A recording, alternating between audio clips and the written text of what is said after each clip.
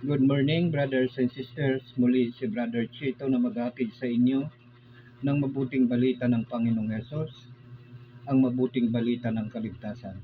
Purihin natin ang Diyos, purihin natin ang Panginoong Hesus. Bago po ako mag-umpisa, ako po ay mananalangin.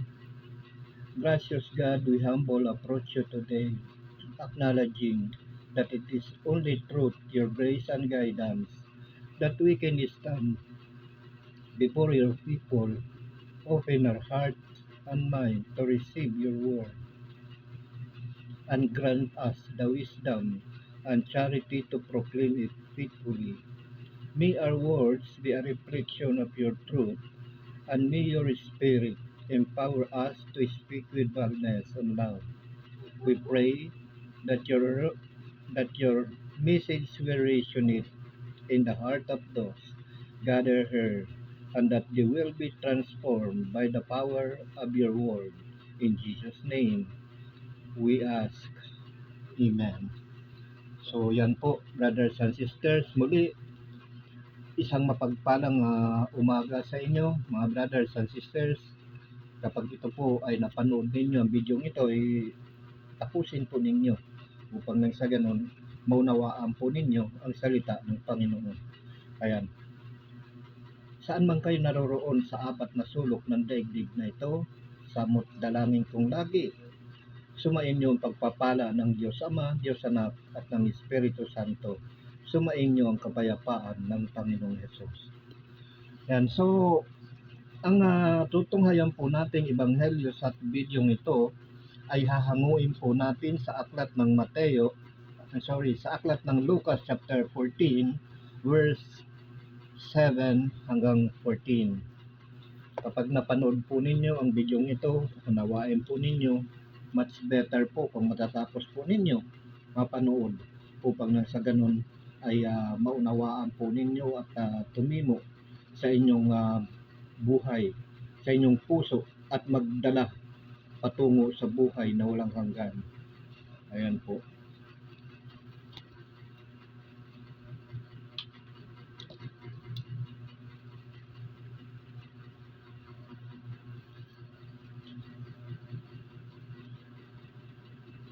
Napansin ni Jesus na ang pinipili ng mga inanyayahan ay ang mga upuang nakalaan sa mga piling panauhin.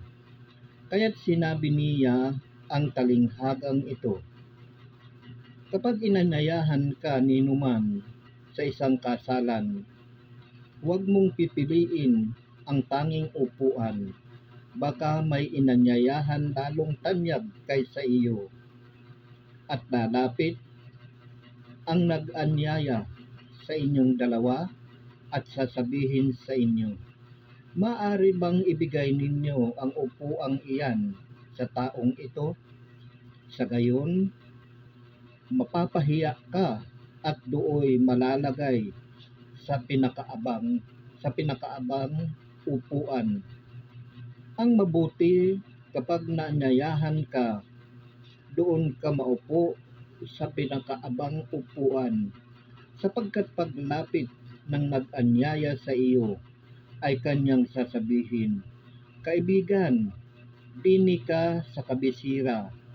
Sa gayon, nabigyan ka ng malaking karangalan sa harapan ng mga panauhin, sapagkat ang nagpapakataas ay ibababa at ang nagpapakababa ay itataas. Sinabi naman ni Jesus sa nag-anyaya sa kanya, kapag naghahanda ka, huwag ang mga kaibigan mo, mga kapatid, mga kamag-anak, o mayayamang kapitbahay ang anyayahan mo, sapagkat aanyayahan ka rin nila, at sa gayon nagantihan ka na. Kaya kung ikaw ay maghahanda ng isang malaking salo-salo, ang mga pulubi, mga pingkaw, mga pilay, at mga bulag ang anyayahan mo, hindi sila makagaganti sa iyo, at sa gayon magiging mapalad ka. Gagantihin ka ng Diyos sa muling pagkabuhay ng mga banal. Yan po mga kapatid ang mabuting balita ng Panginoong Hesus, ang mabuting balita ng kaligtasan. Purihin natin ang Diyos, purihin natin ang Panginoong Hesus. So ayan po, napaganda po ng ating ebanghelyo sa video nito. Ito po ay tungkol sa ating pakikitungo kung tayo po, or even hindi lang po ito sa literal na piging or salo-salo or handaan, kung hindi maging sa buhay natin, sa pamumuhay natin sa daigdig na ito, kailangan po na tayo ay laging nagpapakumbaba. Ano man ang ating gawin, kailangan may kababaang loob. Ayan, hindi po yung tayo po ay nagmamataas na kahit na mali po tayo or hindi po tama yung ating mga ginagawa ay nagmamataas pa rin po tayo. So ang aral pong ito ay napakaganda po kung ito po ay atin isa sa buhay, sapagkat hindi lamang po ito na tumutukoy doon sa literal na salo-salo or piging, kung hindi ito po ay naglalarawan din po sa ating pagkatao. Na kung ang sabi nga dito ng Panginoong Hesus na kung tayo po ay aanyayahan ng isang salo-salo, ay wag po natin pipiliin ang mga tanging upuan, sapagkat yan po ay baka may nakahanda na mas tanyag kaysa sa atin na dapat po upo doon sa upuan ito. Bagkus, umupo tayo doon sa pinakamababa. Ayan. Kapagkat ganyan po ang ginawa ni Satanas Kaya po siya itinapon dito sa daigdig na ito, sa lupa. Kapagkat mapagmataas po si Satanas at sumubra na po yung kanyang kayabangan. Kaya hindi na nagustuhan ng Diyos, kaya itinapon siya. Kaya ayan, naging masama lalo siya. So wag po tayong maghahangad ng mga bagay na hindi naman natin kailangan sa buhay natin. At wag na rin po tayo, ang mga bagay pong ito, hindi naman po ito literal na doon sa handaan Kung hindi ito po ay pagganap po natin sa pamumuhay natin sa daigdig na ito, na kinakailangan lahat ng gawin natin ay may pagpapakumbaba, sapagkat ang sabi nga, ang nagpapakataas ay ibababa at ang yung nagpapakababa ay itataas. So ayan po, kaya aral po ito sa atin sa pamumuhay natin sa daigdig na ito, at tinuturuan po tayo ng mabuting balitang ito na mamuhay na may kababaan, sapagkat kung lagi po tayong magmamataas, lagi po tayong magmamayabang, ay hindi po tayo mapaghaharian ng Diyos. Ayan, kasi nga kasabi nga ng Panginoong Hesus, maliban na tayo ay tumulad sa isang maliit na bata or sanggol, ay hindi po tayo paghaharian ng Diyos. Alam nyo ba kung ano yung katangian ng sanggol na iyon na ginawang halimbawa ng Panginoong Hesus? Sanggol po. Ang sanggol ay hindi pa po marunong yan magalit, hindi pa po marunong magtanim ng sama ng loob, hindi pa po yan marunong gumawa ng masama. Ayan, kaya maliban na tumulad tayo sa isang sanggol, ay hindi po tayo paghaharian ng Diyos, sapagkat narito po tayo ngayon sa kataasan ng loob. Ayan, yung mga fried chicken na hindi maalis-alis sa pamumuhay natin. Ayan, na kahit na mali na tayo, pinagpipigitan pa rin po natin. So ayan po, kaya nga sabi ng Panginoong Hesus, kung tayo po ay aanyayahan sa isang salo-salo, sa isang malaking piging, ay dapat piliin natin yung upuan na pinakababa. Nang sa ganon, paglapit nung nag-anyaya sa atin, makikita na nun tayo sa mababa, hindi naman tayo dapat doon, i-encourage tayo na lumipat doon sa pinakamataas naman. Yan, so nang sa ganon, naparangalan natin ang ating sarili sa pamagitan ng ating matuwid na gawa, yung karapat-dapat, sapagkat ito po yung karapat-dapat sa Diyos. Hindi po yung nakaugalian po natin na kung saan na lang natin na gustong umupo. Katulad po nitong mga bisita dito sa ebanghelyo natin na pinipili po nila yung mga upuang pangdangal. Pinipili nila yung mga upuang nakalaan doon sa mga taong ika nga mga kilalang tao. So hindi po ito literal na although magagamit po natin ito sa pamumuhay sa daigdig na ito upang nang sa ganun maparangalan po natin ang Diyos kung gagawin po natin ito. Sapagkat ang Diyos po ang mapaparangalan natin sa bawat ginagawa nating mabuti sa daigdig na ito. Kung ito po ay kalugod-lugod, but tiyakin po natin kung ito po ay kalugod-lugod sa Diyos, sapagkat iba po yung mabuti sa tao at iba yung kalugod-lugod sa Diyos.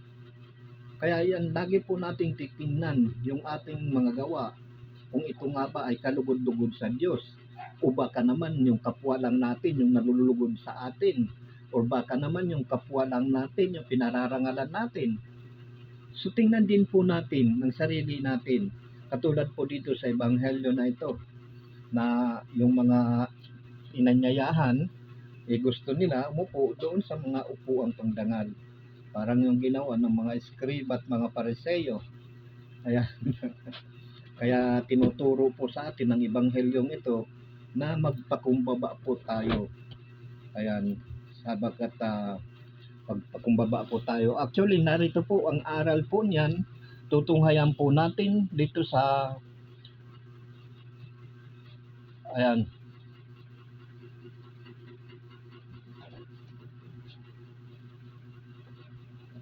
Titingnan po natin, tunghayan po natin dito sa aklat ng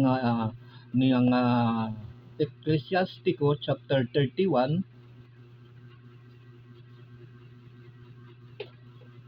verse 12 hanggang 22. Sabi po dito, ito po yung aral po na talagang dapat natin malaman kung paano po tayo makikitungo, paano po tayo makikipagkapwa. Ito po yung kalugod-lugod sa Diyos na pakikipagkapwa o pakikitungo sa ating mga kapatid. Sapagkat ang nalalaman nga po natin, ang nalalaman po ng sanlibutan na pakikitungo ay ito po yung pakikiapid po yan kung titingnan po natin biblikal. Pakikiapid po yan yung ating ginagawa sa mundong ito, sa daigdig na ito, yung sinasabi nating pakikitungo o pakikisama, yan po hindi po kalugod-lugod sa Diyos yan. Ngayon, kung gusto natin malaman yung tunay o kalugod-lugod sa Diyos na pakikitungo sa kapwa at pakikipagkapwa, ito po yun. Pakinggan natin dito sa aklat ng Ecclesiastico chapter 31 verse 12 hanggang 22.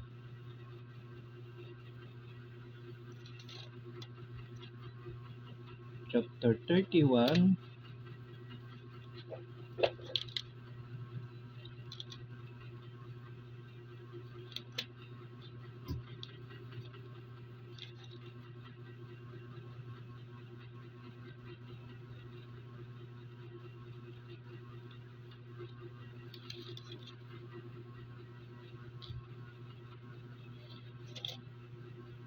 Ayan, ang sabi po dito, ito po yung aral po niyan.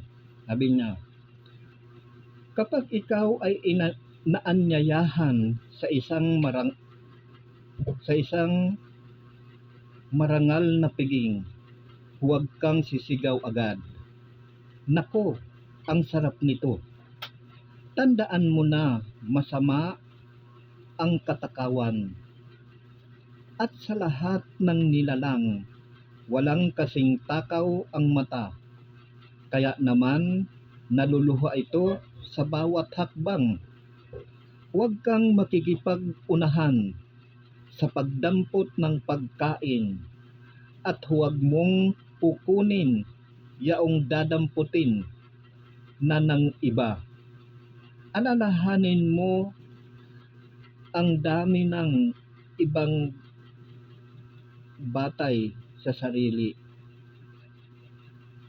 Alalahanin mo ang damdamin ng iba batay sa sarili mong damdamin.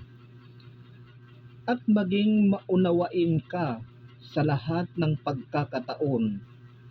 Kanin mo ang anumang nakahain sa iyo na para kang isang maginoo, at huwag kang magpakita ng magaspang na asal kung hindi mo nais na ikaw ay kamuhian.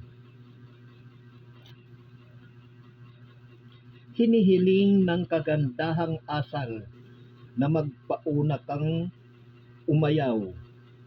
Huwag kang magpakita ng labis na katakawan nang hindi ka lumabas na kahiya-hiya.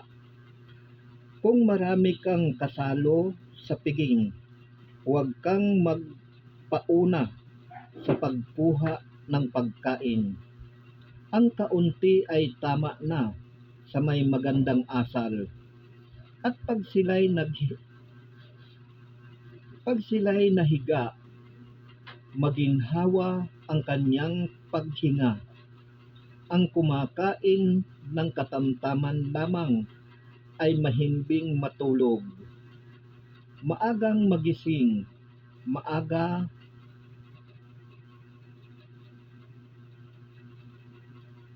magaan ang katawan at malinaw ang isip. Ngunit ang kumakain ng labis ay hindi agad makatulog. Balisa ang katawan at hirap ang loob. Sakaling maparami ang kinain mo sa piging, tumayo ka, isuka mo ang iyong kinain at magiginhawaan ka. Makinig ka anak ko, at huwag mong hahamakin itong sasabihin ko. Darating ang araw na makikita mo rin ang halaga nitong aking payo. Anuman ang gawin mo'y huwag kang magpapakalabis at maasahan mong hindi ka magkakasakit. Yan po. At huwag ka daw magpapakalabis at aasahan mong hindi ka magkakasakit kapag sobra ka rin sa pagkain. Ayan. So, ang sabi nga dito, huwag kang mauuna na dumampot ng pagkain kapag marami kayo. Hayaan mong mahuli ka, magpahuli ka, paunahin mo sila at basta baling mahuli ka, pumunta roon. At siyempre kung nakapila ka na, ganyan din, sunod-sunod na yon. Hindi yung magpapatiuna ka, tatakbo ka roon. Yan po ay kagaspangan ng pag-uugali. So hindi rin po kadugod-dugod sa Diyos. Yan po. Kaya nga sabi dito, kapag ikaw ay nangangabisira sa isang piging, huwag mong ipagpalalo iyon. Huwag maiba ang kilos mo sa kilos ng ibang panauhin. At tingnan mo muna kung maayos na ang lahat bago ka dumulog. Pag natupad mo na ang iyong mga katungkulan, ay saka ka maupo at makipagsaya sa lahat ng dumalo. Sa gayon ay tatanggap ka ng papuri dahil sa iyong kabutihang asal. Ayan po. So napakaganda po ng aral po, ng mensahe po ng Ebanghelyo natin ngayon sa mga gawa po natin. At nang sa ganon, mapaparangalan po tayo dahil sa ating kabutihang asal. Hindi po yung dahil gusto natin maparangalan tayo, gagawa tayo, kunwari nagtatapang-tapangan tayo, kala natin yun, nagagalit tayo para purihin tayo, ganyan, para matakot sa atin yung tao. So hindi po kalugod-dugod yan. Kundi kailangan magpakumbaba po tayo dahil sa mabubuting gawa natin, tayo din po ang napaparangalan. Nagigit sa lahat, kung tayo po ay nananalig at nanampalataya sa Diyos, naparangalan din natin ang Panginoon. Ayan po. So ayan po yung para doon sa mga inanyayahan. At meron din po yung nag-anyaya. Hindi lamang iyon, kung hindi pati ang nag-anyaya, meron din dapat siyang gampanan. Alam nyo ba kung ano ang mga dapat gampanan ng nag-anyaya? Pakinggan po natin ang sabi dito.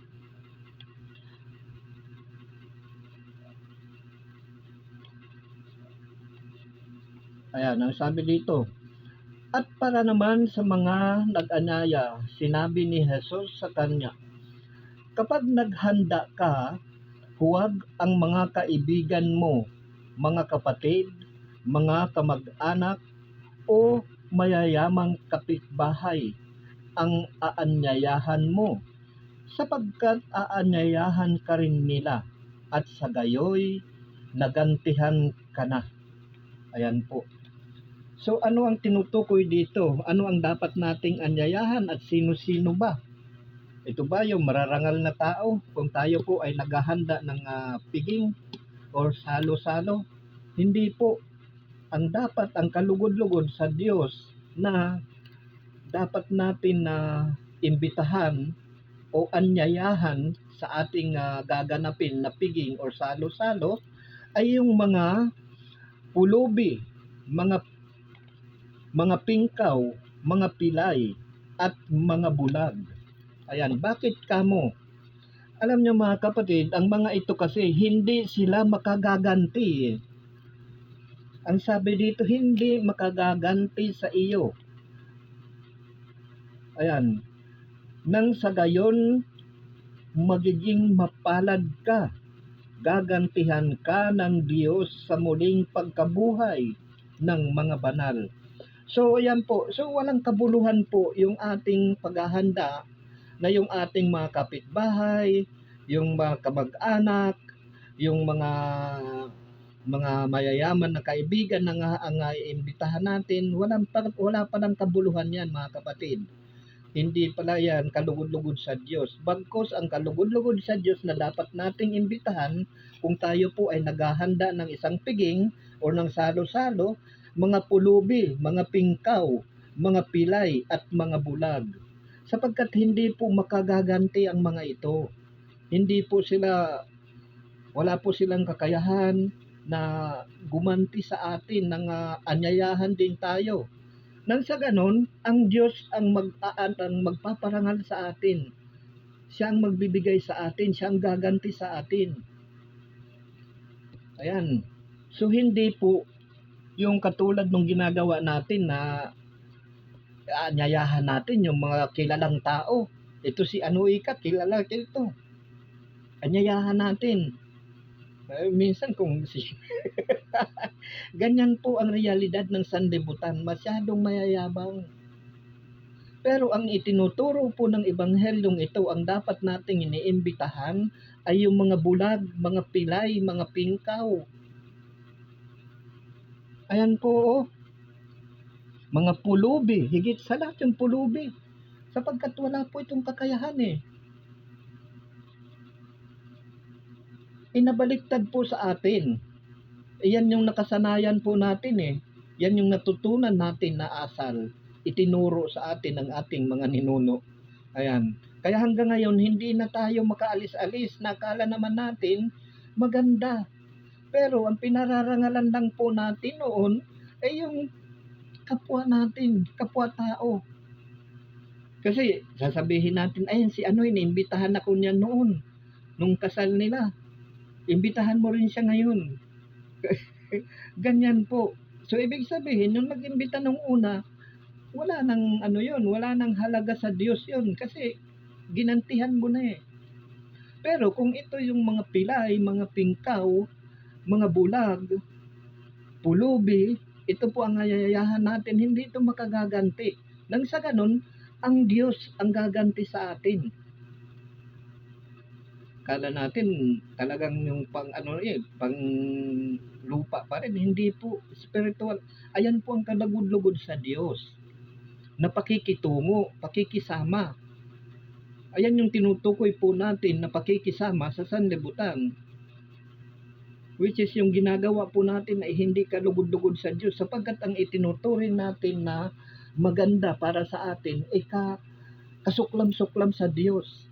Pero mo, imbitahan mo yung kapwa mayayaman, yung malalakas na tao, di ba? Kasi proud ka pa kapag inimbitahan mo eh. Ay si ano nagpunta dito, inimbitahan namin noon eh. Pagmamalaki po pa. Akala natin kalugod-lugod sa Diyos. So ngayon po nalalaman po natin ang kalooban ng Diyos, kung ano yung mabuti at kung ano yung masama. Sa pamagitan ng ebanghelyong ito mga kapatid, ito po yung tunay na pakikitungo o pakikipagkapwa. Yan po yung kalugod-lugod sa Diyos. Pakikipagkapwa, anong iimbitahan natin? Sabi dito, mga pulubing, mga pilay, mga pingkaw, at mga bulag. Ayan ang iimbitahan natin. Walang nakakagawa niyan dito.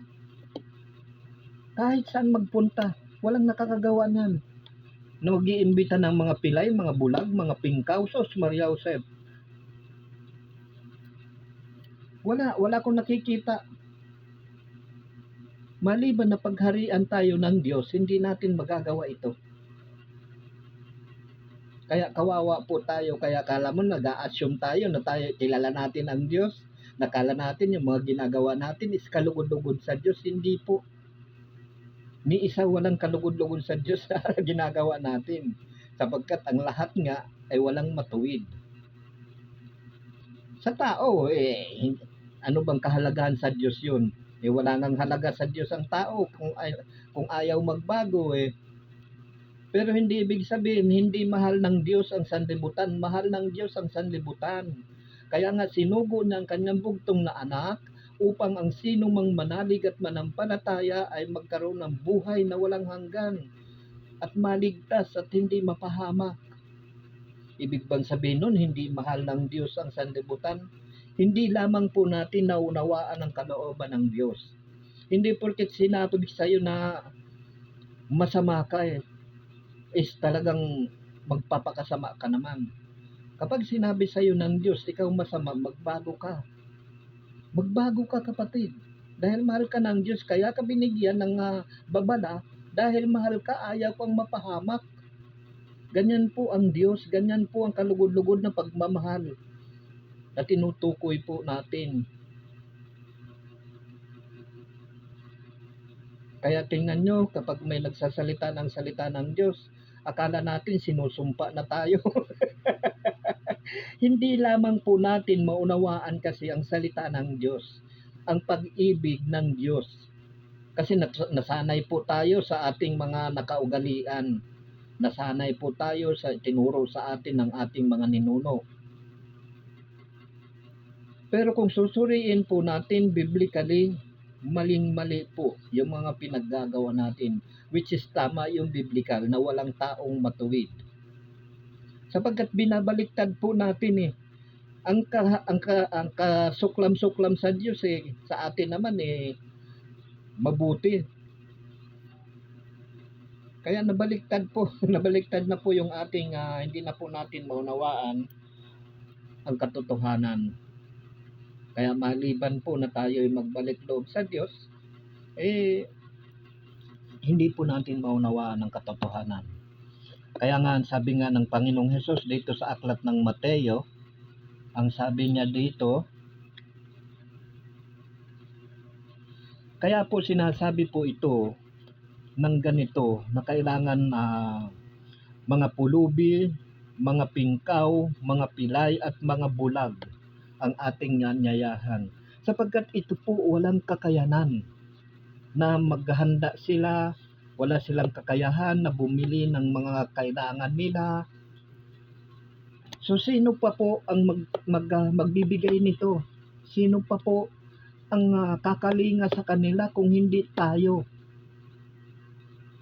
Na pinagkalooban ng Diyos ng biyaya upang magbahagi din sa iba. Ang problema ngayon kanya-kanya, mayaman na, magpapakayaman pa dahil sa masamang mga gawa. Gagawa ng masama para yumaman. Sus Maria Josep, nasaan ang karunungan natin, katalinuhan natin? Kung talagang matalino tayo mga kapatid, mayaman na tayo, may pera na tayo, gagawa pa tayo ng masama, hindi ba kamangmangan yun? Kamangmangan po yun. Hindi mo na nalaman ang katotohanan Nakala natin malilihim natin ang lahat. Kaya nga sabi ng Panginoong Hesus sa aklat ng Mateo walang natatago na hindi malalantad. Walang nalilihim na hindi mabubunyag. Hallelujah, nangyari na nga. Tingnan nyo, mahirap po maging gahaman. Mahirap po yung maging mataas, mapagmataas. Dapat lagi po tayo magpakababa. Yan po ang kalugod-lugod sa Diyos. Wala na tayong ginawa kung hindi magparami ng pera, magparami ng mga bagay sa sanlibutan ito. Isang itlap lang, wala na. Kinuha na ang buhay mo. Anuhin mo yan? Anong gagawin mo dyan? Nakita ninyo yung isang hangal na mayaman dahil sa wala na siya mapaglagyan ng mga anin niya. Masikip na raw yung kanyang warehouse or bodega. Wala na siyang mapaglagyan ng kanyang ani. Nag-isip siya nung isang gabi. Sabi niya, alam ko na. Sabi niya, gigibain niya yung maliliit niyang kamalig at magpapagawa siya ng napakalaking kamalig at doon niya iimbakin ngayon yung kayamanan niya, yung kanyang mga ani na napakarami. At nang sa ganun mamamahinga na lang ako, kakain, iinom, kakain. Pero ano ang sabi ng Diyos? Hangal, mamayang gabi, kukunin ko na yung buhay mo. Kita niyo mga kapatid,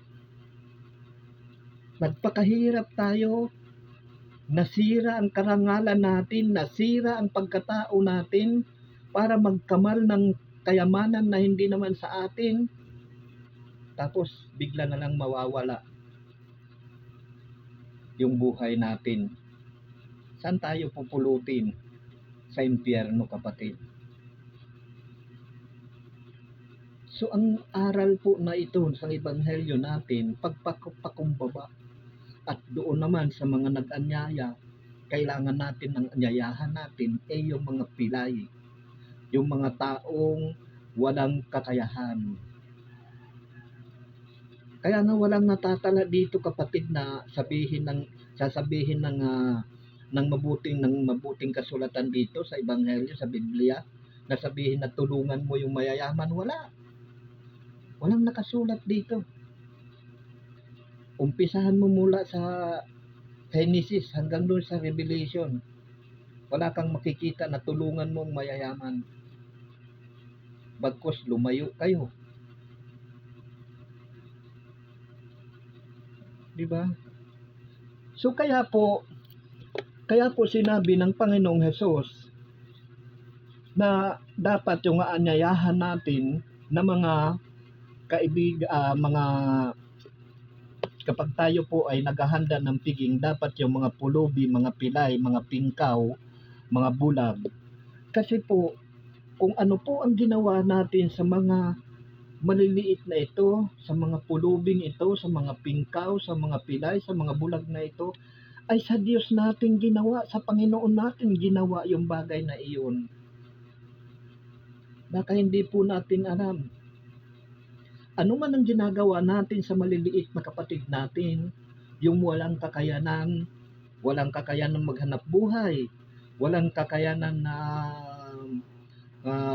sa lahat ng bagay. Kapag tayo po ay ginawaan natin, tayo na nakakaalam ng mabuti at saka masama, ginawaan natin sila ng mabuti. Sa Diyos po natin ginawa, sa Panginoon natin ginawa. Paano ko nasabi? Ditunghayan natin dito sa aklat ng Mateo, chapter 25, verse 31 hanggang 40. Pakinggan po ninyo at tunawain ninyo. Kaya po ito ang itinuturo po na kailangan itong mga maliliit na taong ito ang dapat tinutulungan natin. Hindi yung malalaki, yung malalakas, yung mayayaman. Eh tayo, mga mga iniimbitahan natin, mga tinutulungan natin, eh, yung mas malalakas pa sa atin eh. Kaya sinasayang lang natin mga kapatid yung lakas natin eh.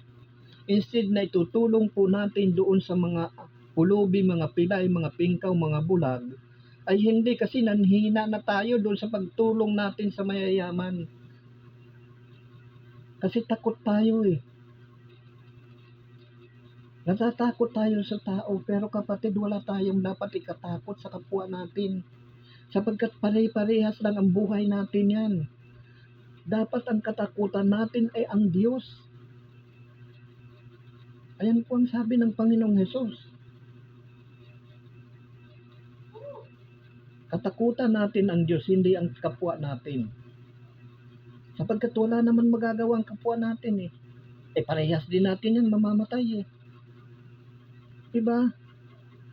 So pakinggan natin kung bakit nga ito ang pinili ng Panginoong Hesus or bakit ito yung kailangan nating tulungan. Sapagkat kung ano man ang ginawa natin dito sa mga pulubing ito, dito sa maliliit na ito, ay sa Panginoon natin ginawa. Pakinggan natin dito sa aklat ng Mateo chapter 25, verse 31 hanggang 40.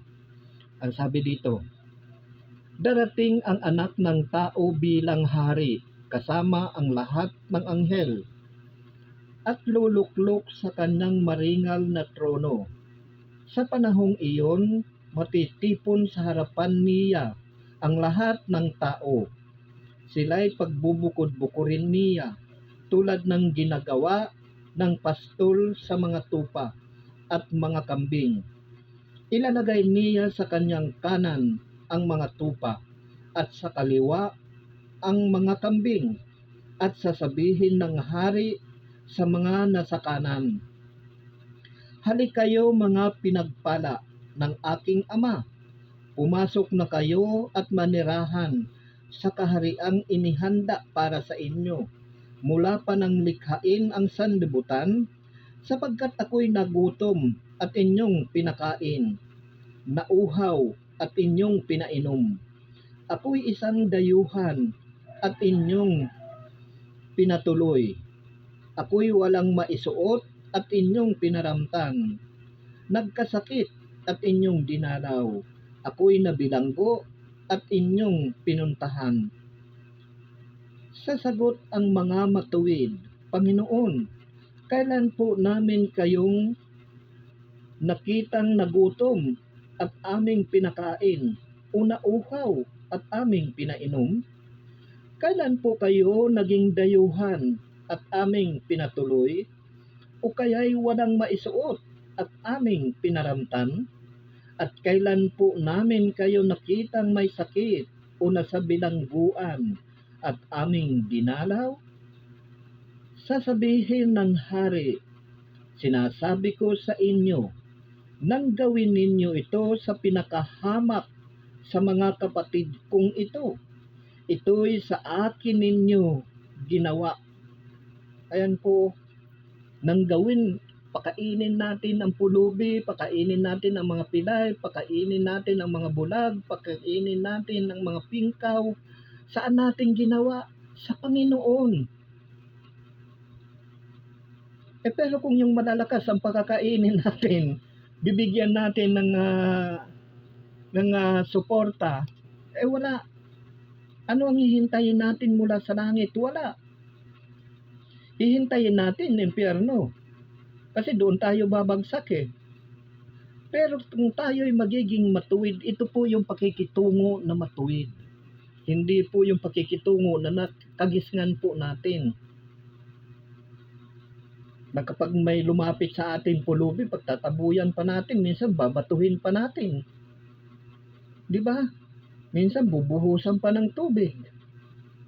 Nako, ikarumal-dumal sa Diyos sa mga pinaggagawa natin mga kapatid. Which is tuwang-tuwa tayo. Kapag ginagawa natin yan, hindi natin alam na ang Diyos ang ginagawa natin ng kasamaan. Sapagkat nabulag na tayo sa katotohanan. Hindi na natin alam ang katotohanan. Hindi na natin alam ang salita ng Diyos. Na ang ginagawa pala nating iyan ay kasuklam-suklam sa Diyos. Ayan po ang kalugod-lugod sa Diyos na pakikitungo, pakikipagkapwa. Tulungan yung mga pulubi, mga pilay, mga pingkaw, mga bulag. Ayan po. Tuloy natin, mas maganda ito eh. Ang sabi dito, tapos ito naman, ito yung magiging kahinat ng ngayon, ng masasama. Yung hindi marunong kumalinga. Yung kinakalinga nila, yung mas malakas pa sa kanila, yung mayayaman pa sa kanila. Ito, ang magiging hatol sa atin. Kapag magpapatuloy po tayo sa ating gawain na ganito, pakinggan ninyo. At sasabihin naman niya sa mga nasa kaliwa, lumayo kayo sa akin mga sinumpa, kayo'y pasasaapoy na di mamamatay. Na sinasabi ko sa inyo, di ba? Kayo'y papasaapoy na hindi mamamatay, which is sa impyerno. Oh, dahil sa ating kamangmangan, mga kapatid, tayo po ay masusunog sa impyerno pagdating ng panahon.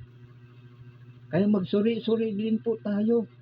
Nakala natin yung pagkatao natin ngayon is kalugod-lugod na sa Diyos. Nasusulat na nga, walang matuwid eh. Kapag narinig po tayo na sinabi ng Diyos na walang matuwid, walang taong matuwid, hanapin natin kung paano tayo magiging matuwid. Katulad yan, yung sinasabi natin pakikisama, ng kala natin yun na yung kalugod-lugod sa Diyos. Yun pala hindi. Pakikiapid po yan eh. Yung ginagawa natin ngayon, pakikiapid po yan, which is sa impyerno din po ang punta niyan. Pakikiapid sa masasamang ginagawa ng iba, ng kapwa. Ikaw ba naman eh, magnanakaw, makikisama ka, magwawalang kibo ka na lang, kasi makikisama ka eh, makipagkapwa ka eh. Mali, kapatid. Nabulag tayo sa katotohanan. May mamamatay tao. Tapos, pagtatakpan pa natin, doble-doble ng kasalanan natin. Sa batas natin, dito sa daigdig na ito, may parusa na tayo. Obstruction of justice. Di ba? How much more sa Diyos? Na pagkakalingat natin sa hindi magandang ehemplo na tao. Ibig sabihin nun, nakikisama tayo. Yun yung sa atin eh. Yan ang sa sanlibutan eh. Makisama ka ika, hayaan mo na siya. Akala natin, kalugod-lugod na sa Diyos. Di ba? Tingnan nyo nga, akala natin, di ba? Pagka naghahanda tayo, imbitahan natin yung mga kapitbahay na mayayaman or yung mga kaparehas din natin. Akala natin kalulugdan tayo ng Diyos, hindi. Sapagkat ang itinuturo, dapat kapag tayo ay maghahanda, mga pilay, mga bulag, mga pingkaw, ayan ang iimbitahan. Tuloy. Lumayo kayo sa akin mga sinumpa, kayo'y pasasaapoy na di mamamatay kailanman, na inihanda para sa Diablo. Yan, kasama nyo si Diablo doon.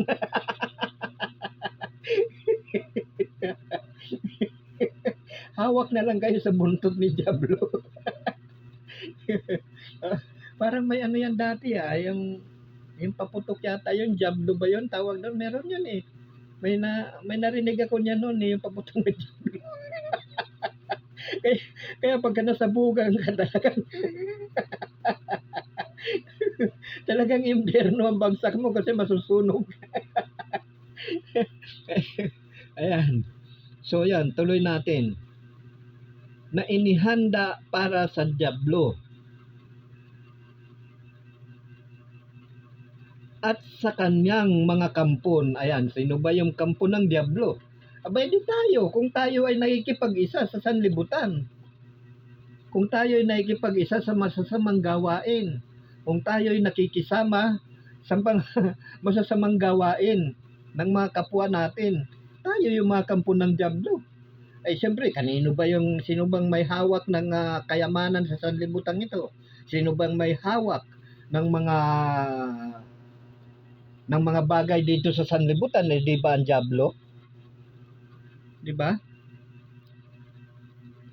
So, ibig sabihin, kapag minahal natin o tinangkilik natin ang mga bagay na ito sa sanlibutan ito, ibig sabihin, nakipag-isa tayo sa dyablo, nakikisama tayo sa dyablo. Hindi nga lang natin nakikita. Pero yung ginagawa niya, yun yung ginagawa natin. Samantalang ang ipinapagawa sa atin ng Diyos, ayaw nating gawin.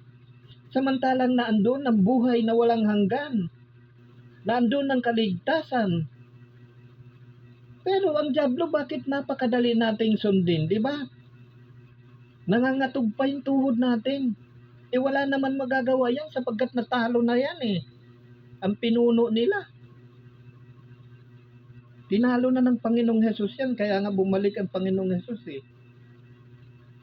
doon sa langit Tinalo niya na ang pinuno ng sanlibutan ito. Paano ko naman nalaman? Punta natin dito sa aklat ng Juan.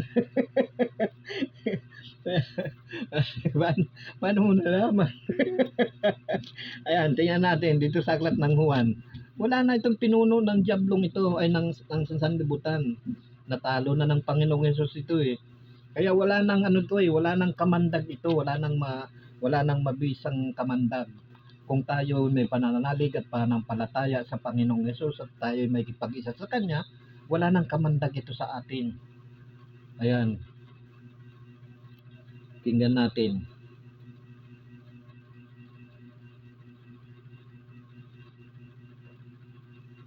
Nasaan na ba yun?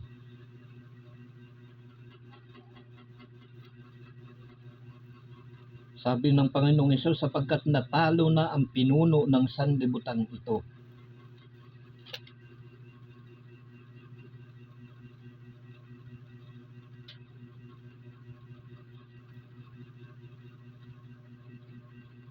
Kaya wala na tayo dapat ipag-alala mga kapatid. Kaya nga lang, kaya nananatili sa atin ang mga gawang dyablo kasi nakikipag-isa tayo sa mga gawa niya.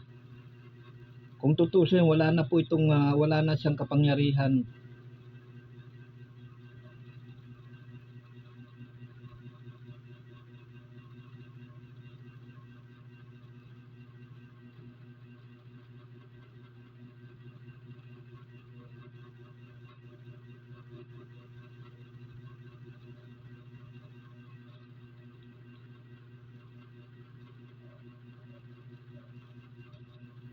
Ayan, basta meron dyan, ayan, natalo ng sanlibutan. Ang pinuno ng sanlibutan ito. Ayan, kaya wala na dapat kapangyarihan ito. Kaya lang ito nagkakaroon ng kapangyarihan kapag natin ito kapag ito ay ating tawag nito. Kapag tinatanggap po natin, kapag kumakatok po sa atin ito, kumakatok po ito si Satanas Kumakatok po yan sa atin. Yung mga pag-iisip na hindi maganda, ayan po yung pagkatok ni Satanas sa atin. Kapag ito po ay pinaunlakan natin, tuloy-tuloy na yan. Hanggang sa malupig tayo. Yan ang diskarte ng dyablo. Pero kung alam mo paano mo labanan yan, wala, lalayo yan Aalis yan. Kaya lang hindi natin alam. Ngayon, kaya marami sa atin hindi nakakaalam. Ayan, tuloy natin. At sasabihin naman niya sa mga nasa kaliwa, lumayo kayo sa akin mga sinumpa. Kayo'y pasasaapoy na di mamamatay, na inihanda para sa dyablo at sa kanyang mga kampon. Sapagkat ako'y nagutom at hindi ninyo pinakain, nauhaw at hindi pinainom. Ako'y naging isang dayuhan at hindi ninyo pinatuloy. Ako'y nawalaan ng maisusuot at hindi ninyo pinaramtan. Ako'y may sakit at nasa bilangguan at hindi ninyo dinalaw. At sasagot din sila, Panginoon, kailan po namin kayo nakitang nagutom, nauhaw, naging dayuhan, nawalaan ng maisuot, may sakit, o nasa bilangguan at hindi namin kayo pinaglingkuran? At sasabihin sa kanila ng hari, sinasabi ko sa inyo, ng pagkaitan ninyo ng tulong ang pinakahamak sa mga ito. Ako ang inyong pinagkaitan. Itataboy ang mga ito sa kaparusahang walang hanggan. Ngunit ang mga matuwid ay tatanggap ng buhay na walang hanggang. Hallelujah. Nakikita mo? Ang mga matuwid ay tatanggap ng buhay na walang hanggan, sapagkat itong masasama, tatanggap sila ng kaparusahan na walang hanggan. Hallelujah. Lagi tayong naka-esteem. Pero mo, habang tayo ay nabubuhay, kapag tayo ay magpapakasama, yun ang tatamuhin natin. Kaya panahon na, mga kapatid, may panahon pa tayo. Patala na natin ang sarili natin sa Panginoon. Magbalik loob tayo sa Kanya. Hindi naman ibig sabihin, mga kapatid, mawawala yung ating mga kayamanan. Bagkus dadagdagan pa nga yan kung tayo ay magbabalik loob sa Panginoon. Ang ituturo lang sa atin dito yung kalugod-lugod sa Diyos. Pero hindi ibig sabihin na alisin sa'yo yung kayamanan mo. Hindi ibig sabihin nagtatrabaho ka sa ibang bansa, nakipag-isa ka sa Panginoon, itinakwil mo yung lumang buhay mo, at pinalitan mo ng panibagong buhay na nakaugnay sa Panginoong Hesus. Hindi ibig sabihin na hindi ka na magiging OFW. Bagkus lalo ka pang pagyayamanin.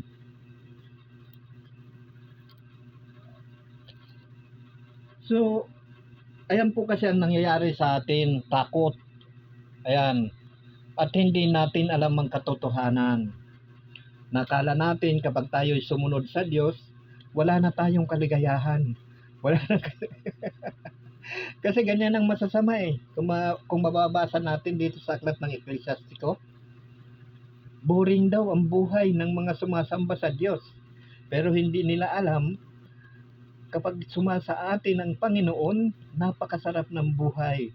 Mapayapa, wala kang iniintindi. Parang naninirahan ka sa isang paraiso. Ayan, napakasarap ng pakiramdam. Wala kang alalahanin. Kung mararanasan lang ninyo, mga kapatid, mamuhay, nakasama kapiling ang Panginoon, napakasarap ng piling. Kasi nararanasan ko na yan Kaya ako isa pong buhay na patotoo. So yan po, mga kapatid, sana po ang mabuting balitang ito ay nagdulot po sa inyo ng pagbabago ng buhay, panibagong buhay na nakaugnay sa Panginoong Hesus. Ayan po ang pagkamamithiin natin yung tayo po ay mapagharian ng Diyos.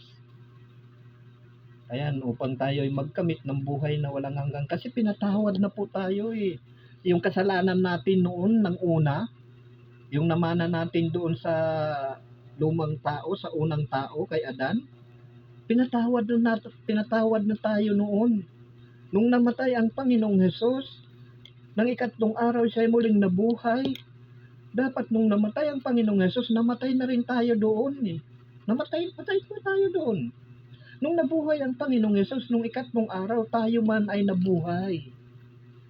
So, ibig sabihin, napawalang sala na tayo kung tayo po ay mananalig at manampalataya sa Panginoong Hesus, sapagkat siya po ang tumubos sa atin Siya yung nag-alay ng buhay niya upang tayo ay mapawalang sala, which is nangyari po. Ikaso marami po sa atin natutulog pa rin sa pansitan, ayaw pa rin bumangon sa pagkakahimbing, ayaw pa rin bumangon sa mga patay. Naririnig na ninyo ang boses ng Diyos.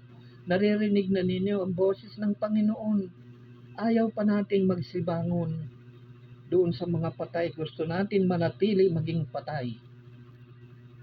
Tapos takot na takot tayo kapag may narinig tayong kamatayan.